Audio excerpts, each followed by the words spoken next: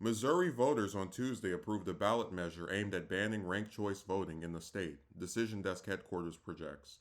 The proposed amendment to the state constitution will bar the implementation of ranked choice elections, which under which voters rank candidates in order of preference.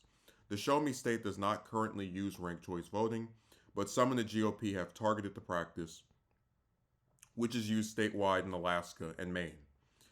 Measures to implement the system, doing away with partisan primaries, were on the ballot in several other states on Tuesday.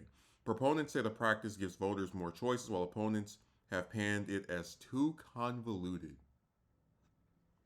A measure was also on the ballot in Alaska to repeal the newly implemented system in the last frontier state, where Democratic Representative Mary Sattler Peltola won a full term in the red state's sole House seat in the first cycle with ranked choice voting during the midterms. The Missouri proposal, Amendment 7, also bans non citizen voting, which is also already illegal in the state.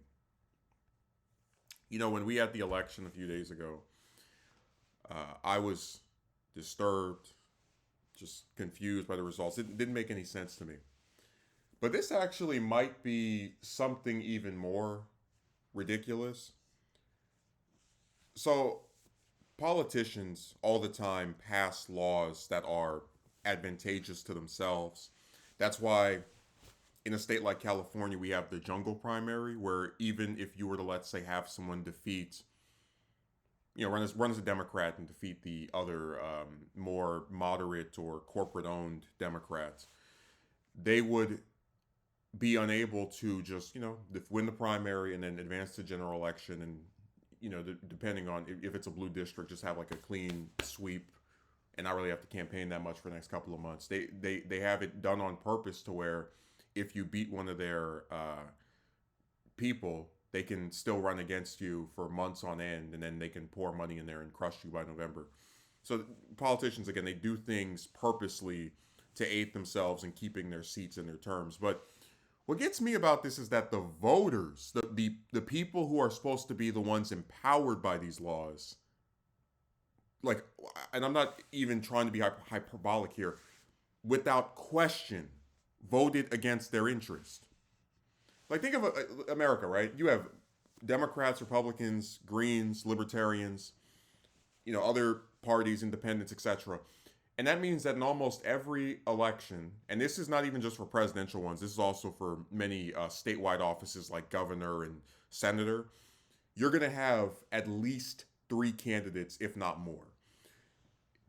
If people genuinely can't see where it is advantageous for them to, when they have these elections where there's, 4, 5, 6, 7, 8 people on the ballot, to be able to say, okay, I want this one as my first choice and this other one as my second choice, and then have it to where your votes will count towards multiple people. And that way, you don't have to feel bad if you didn't vote for the Democrat or the Republican because, the other major party person will then get in due to your support for a third party person that you probably like more than either of the two bastards offered by the main parties rather. It is one of the few issues, and I genuinely, I'm not kidding, it is one of the few issues where there should be unanimous support across the board from voters, from not, I'm not talking about politicians, from Democrats and Republicans, who vote for them to be able to have multiple choices in elections where there are three or more candidates. That should be something that has unanimous support. I can't, like, I'm looking at what they say. The opponents say it's too convoluted. I'm not some Ivy League graduate, but if you tell me, hey, look, you have elections where there's 5, 10, 15 people on the ballot, you can vote for one as your first choice, one as your second choice, and then depending on which one gets the most votes, it'll go to the person who ended up, they all be counted towards the two people that you supported, your first choice and your second. Like, this is, what is convoluted about that? But I'm really just, again, the most frustrated by the part that this isn't the lawmakers passing some, crap that they're not, that doesn't go through the people. The Missouri voters, the people of Harry Truman's home state, said we do not want to have more options when it comes to addressing the fact that there's sometimes so many candidates in an election that we feel like we have to pick one out of 50, and we're not going to give ourselves the choice to not be as burdened by only being able to pick one of them. The voters wanted this. They want this. And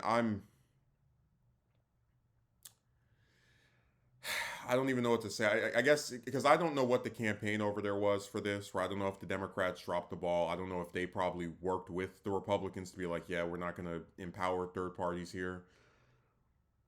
But it's just what when you see stuff like this, you really wonder what goes through the minds of people when they support things. Do they just listen to the person from their party that says this is bad and go, oh yeah, it must be bad. They're telling you that.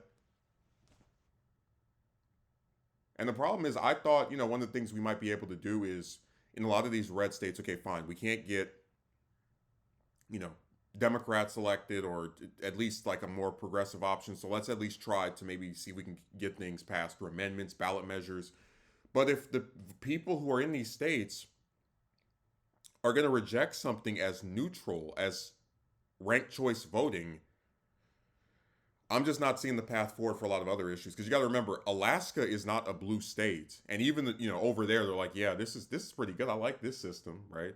It definitely, I would say it definitely helped the Democrat to win, but I mean that's just a result of these people being able to again exercise more than one choice. Uh, if the Republicans were so worried about not being able to win elections because you could vote for more than one person out of 10 or 12, they would run people that were so great and amazing they would be your first choice. It's really just more demoralizing stuff, and it's unfortunate that we live in a country. As I said, I'm done with the national American voter, where there are people who will oppose things that directly benefit them. And they're not. It's not going to cost any more money to implement this. It's not.